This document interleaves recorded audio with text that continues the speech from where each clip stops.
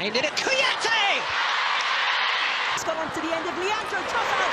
Thread a ball through to Aaron Wan-Bissaka, who pulls one. Well, we have to do our job, and it's going to be a tough one tomorrow against West Ham. To go to a tough place, of course. Arsenal are a top team, but I think it's a good game for us. New starts, fresh hope at the Arsenal.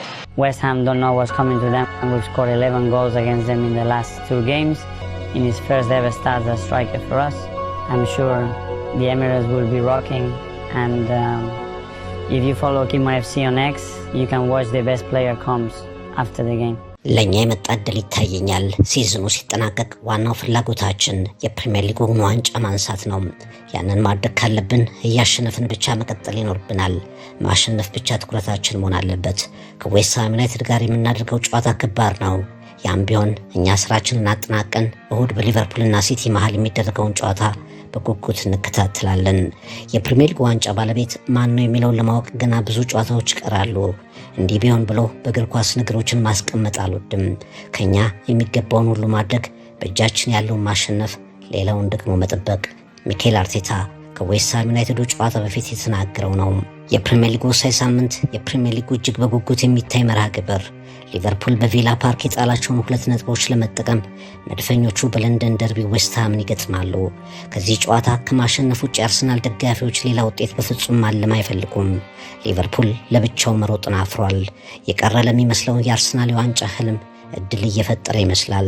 ከኤቨርተኑ አቻ በኋላ በአስጨናቂ ሁኔታ ከወልቭስ 3 ነጥብ የወሰዱት ሊቨርፑሎች በቪላ ፓርክ ሌላ ጭንቀት ባረፈበት ጨዋታ ተጨማሪ 2 ነጥቦችን ጣሉ። እንደገና በሌላ ከባድ መርሃ ግብር ኢታድ ላይ ማንቸስተር ሲቲ ነገ ይጠብቃቸዋል። በማርሽ መቀየሪያው ሰዓት ላይ አንዳች ተግዳሮት ያጋጥማቸው የሚመስሉት ሊቨርፑሎች በኢታድ የግድ ማሸነፍ አለባቸው። አለዚያ አርሰናል የሚያሸንፍ ከሆነ ድንገት የሊቨርፑልና የአርሰናል የዋንጫ ተፎካካሪነት ወዳልተጠበቀ ምዕራፍ በጠባብ ነጥብ ልዩነት ይሸጋግራል። ይህ የዋንጫው አቅጣጫ የሚወሰንበት ፕሪሚየር ሊግ እንደተጀመረው በሊቨርፑል ኃያልነት የሚያልቅ መሆኑ የሚረጋገጥበት፣ አለዚያ ቀሩ ሲባሉ ያልታሰበ ዕድል እያገኙ ከዋንጫው ፍክክር ላለመውጣት የሚታገሉት መድፈኞች ነገር የሚቀይሩበት ያልተጠበቀ ሁኔታ የሚያገኙበት ሳምንት ይሆናል። አርሰናሎች የለንደን ጎረቤቶቻቸውን መዶሻዎቹን የግድ ማንበርከክ ግን አለባቸው። ይህን ሲያደርጉ ሁሉም ነገር ይጀምራል። አርሰናል ከዌስት ሃም የፕሪሚየር ሊጉ እጅግ ወሳኙ ሳምንት በትሪቡን ዳሰሳም Takes the kick and they have got it in! And it's William Saliba who wheels away in celebration! Back by Zarate, 2! Near silence at the Emirates, stunned by Mauro Zarate! It's Saka! It's 2-0! Arsenal tighten their grip! አርሰናል የለንደን ደርቢዎችን በበላይነት የመደምደም ልምድ አለው። የለንደን አለቃነቱን ደጋግሞ አረጋግጧል። በሁሉም ውድድሮች በ13 የለንደን ደርቢ ያለፉ ጨዋታዎች አልተሸነፈም። በለንደን በከተሙ ተጋጣሚዎች ከ14 ወራት በፊት ለመጨረሻ ጊዜ የተሸነፈው ግን በዚህ መርሃ ግብር በዌስት ሃም ዩናይትድ ነበር። አርሰናሎች ፍጹም ከማይረሷቸውና ከማይዘነጓቸው ሽንፈቶችም አንዱ ዋንጫ ከነጠቋቸው መርሃ ግብሮች መካከል ከ14 ወራት በፊት በዌስት ሃም የደረሰው ሽንፈት ነው። ዛሬስ ዌስት ሃሞች በግራሃም ፖተር እየተመሩ ማግኘት ያልቻሉትን ጠንካራነት አርሰናል ላይ አግኝተው በአርሰናል እድል ላይ ውሃ ይቸልሳሉ ወይስ አርሰናል በዌስት ሃም ላይ የበላይነት በትሩን አሳርፎ የፕሪሚየር ሊጉን ዋንጫ ፍክክር በሁለት ጨዋታ ርቀት ብቻ መከተሉን ያረጋግጣል? በአርሰናል ቤት መነቃቃት አለ። ቡድኑ ብዙ ጨዋታዎች ላይ ነጥብ ቢጥልም በተጠበቀው ልክ ባይገኝም ጉዳት ደጋግሞ እየጎበኘው የውጤት ጉዞውን የተንገራገጨ ቢያደርግበትም አርሰናል ያልተለመደ ድል ደጋግሞ እያገኘ ነው። የዋንጫ ተስፋውን እስከ መጨረሻው ለማቆየት ባለሞት ባይ ተጋዳይነት እየተፋለመ ነው። የሊቨርፑል በአስቶን ቪላ ነጥብ መጣል፣ በኢታድ ከማንቸስተር ጋር መገናኘት ያልጠበቁትን የተፎካካሪነት ሲሳይ የሰጣቸው የመድፉ ደጋፊዎችም አርሰናል አንገት ለአንገት ተናንቆ ደም ሰጥቶ በተለይም ዌስት ሃምን እንዲያፈራርስ ይጠብቃሉ። Aimed at Kouyaté! And West Ham snatch the lead at the Emirates! Back by Zarate, 2! Near silence at the Emirates, stunned by Mauro Zarate! አርሰናሎች በእንግሊዝ ፕሪሚየር ሊግ ከኤቨርተን ቀጥሎ ደጋግመው እንደልብ ያሸነፉት ክለብ ዌስት ሃም ዩናይትድ ነው። ዛሬም የተለየ ነገር አይጠብቁም። አልፎ አልፎ የሚመጣው የዌስት ሃም ድል በዛሬው ጨዋታ በፍጹም መሆን የለበትም። አርቴታ የራሳችን ጨዋታን አሸንፈን ከ24 ሰዓት በኋላ አይናችንን ወደ ኢትሃድ እናዞራለን እንዳለው የመድፉ ደጋፊዎች እውነት በዚህ ዓመት ቡድናቸው አንዳች የሻምፒዮንነት እድል ተርፎት ከሆነ መርሃ ግብሮቹ እነዚህ ናቸው ብለው ያምናሉ። እናም ግራን ፖተርና ልጆቻቸው በኤምሬትስ አስጨናቂ ጨዋታ ይጠብቃቸዋል። ዴቪድ ሞይስን ተክተው በዌስትሃም ነገሮችን እንዲያሻሽሉ እድል ተሰጥቷቸው የነበሩትን ዩሊያን ሎፔቴጊ በፕሪሚየር ሊጉ አጀማመር የታሰበውን ባለማድረጋቸው በሂደት በአሁኑ አሰልጣኝ ግራን ፖተር ተተኩ። ከቼልሲ አሰልጣኝነታቸው በ2023 ከተባረሩ በኋላ ጠፍተው የነበሩት ግራን ፖተር በመጀመሪያ የዌስትሃም አሰልጣኝነታቸው ፉላምን አሸንፈው ቢጀምሩም ባለፉት 3 ጨዋታዎች ደግሞ ተሸንፈዋል። 16ኛ ደረጃ ላይ የሚገኘው ዌስትሃምን ከታች ወደ ላይ ለመግፋትና ትክክለኛው የዌስትሃም መሪ መሆናቸውን ለማረጋገጥ አርሰናልን ከማሸነፍ ነጥብ ከማስጣል የበለጠ ማሳያ አያገኙም ተብሎላቸዋል። እና በከፍተኛ ዝግጅት መዶሻዎቹ ይቀርባሉ። 47 ጎል የገባባቸውን ደካማዎቹን ተከላካዮች የማጥቃት እንቅስቃሴ አማራጭ ማጣት በመታው የአጥቂ መስመር መድፈኞቹ 3 ነጥብ እንዴት ይወስዳሉ? ወይስ ሌላ ነገር እንመለከታለን? Well, the context is completely different, so not too much, to be honest. It's more just how can we prepare the players and the team to go to a tough place. Of course, Arsenal are a top team, but I think it's a good game for us in terms of responding to the disappointment against Brentford, and we're looking forward to it. We've had a good week again. That we've had to deal with the disappointment of the last game, and now we're looking forward to a real big challenge, because that's what it is. It's a big challenge. ግራን ፖተር ተናገሩ።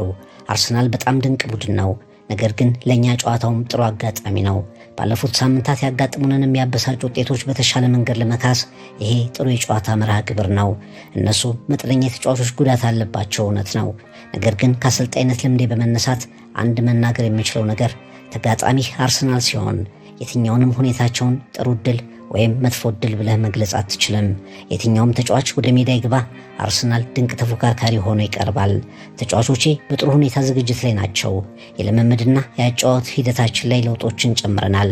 ከመጣሁበት ጊዜ ጀምሮ ነገሮችን በስራ ለመቀየር በሚደረግ ጥረት ተጫዋቾቼ ለውጥ አሳይተዋል። ወደ ውጤት ስንመጣ ግን ብዙ ነገሮች እንደሚቀሩና ሊሻሻሉ እንደሚገባ አምናለሁ ብሏል ፖተር። መዶሻዎችን ይዘው ግራን ፖተር በ3-4-2-1 አለዚያም በ4-2-3-1 አሰላለፍ ይገባሉ።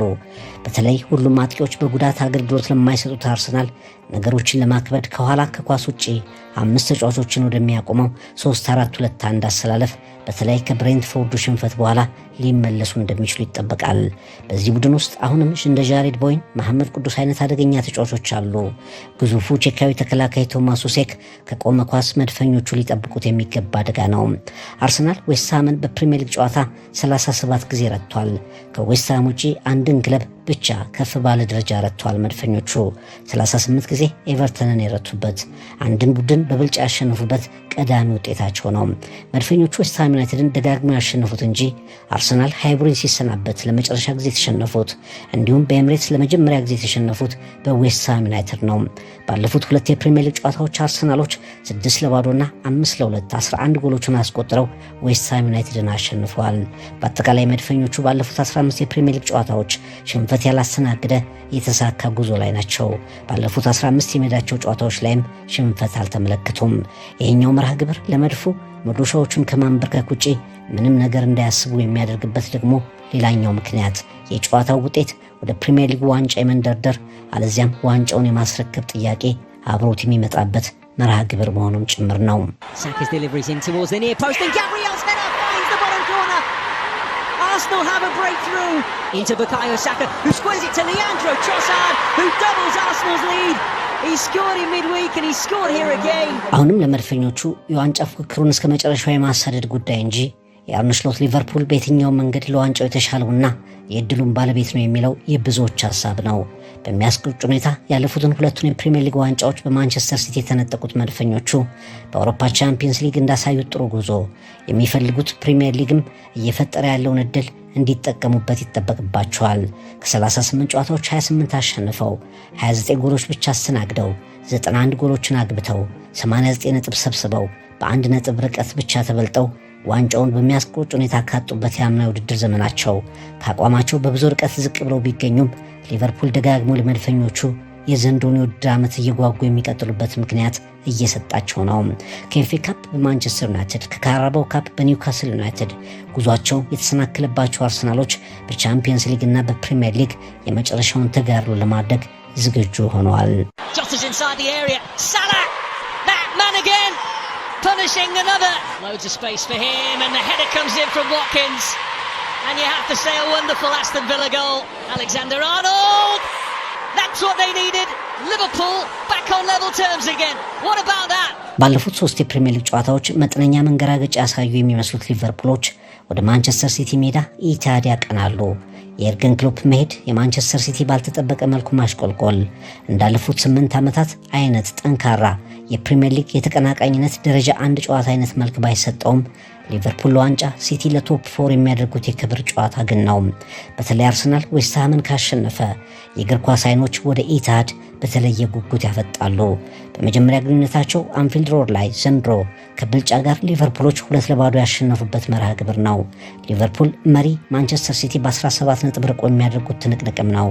ማንቸስተር ሲቲ በሳንቲያጎ ቤርናቢዮ በኃያሉ ማድሪድ በኬሊያን ምባፔ ሃትሪክ ፈራርሶ ከቻምፒየንስ ሊግ ከተሰናበተ በኋላ ለደጋፊዎቹ ሊያቀርቡ የሚችለው ካሳ የሊቨርፑል የፕሪሚየር ሊግ መርሃ ግብር ሆኗል።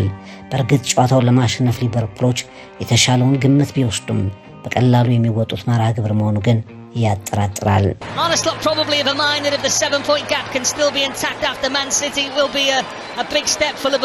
ፕሪሚየር ሊጉ በተለይ ለዋንጫ በሚደረግ ፉክክር ያልተጠበቀ አቅጣጫ ለውጥ ሊደረግበት ይችላል ተብሎ በተገመተበት የተለየ መርሃ ግብር ዛሬ በጉዲሰን ፓርክ ኤቨርተን ከማንቸስተር፣ በኤምሬትስ አርሰናል ከዌስትሃም ይጫወታሉ።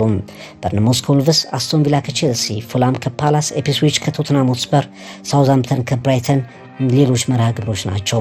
ኒውካስል ዩናይትድ ከኖቲንግሃም ፎረስት፣ ማንቸስተር ሲቲ ከሊቨርፑል ደግሞ እሁድ ይገናኙበታል።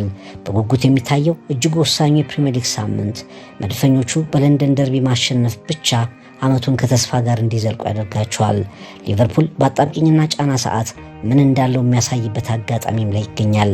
እኛ ጨዋታችንን አሸንፈን በኢታድ ከ24 ሰዓት በኋላ የሚሆነውን እናያለን ያለው ሚካኤል አርቴታ የተናገረውን ይፈጽማል ወይስ ዌስትሃም ያልታሰበ ነገር ያመጣል?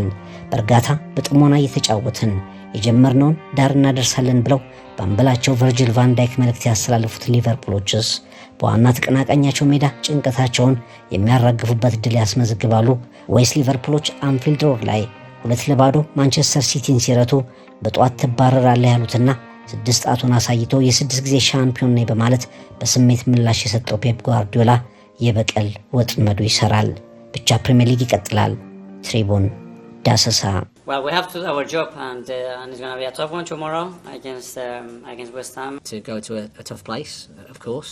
Arsenal are a top team, but I think it's a good game for us. New start, fresh hope at the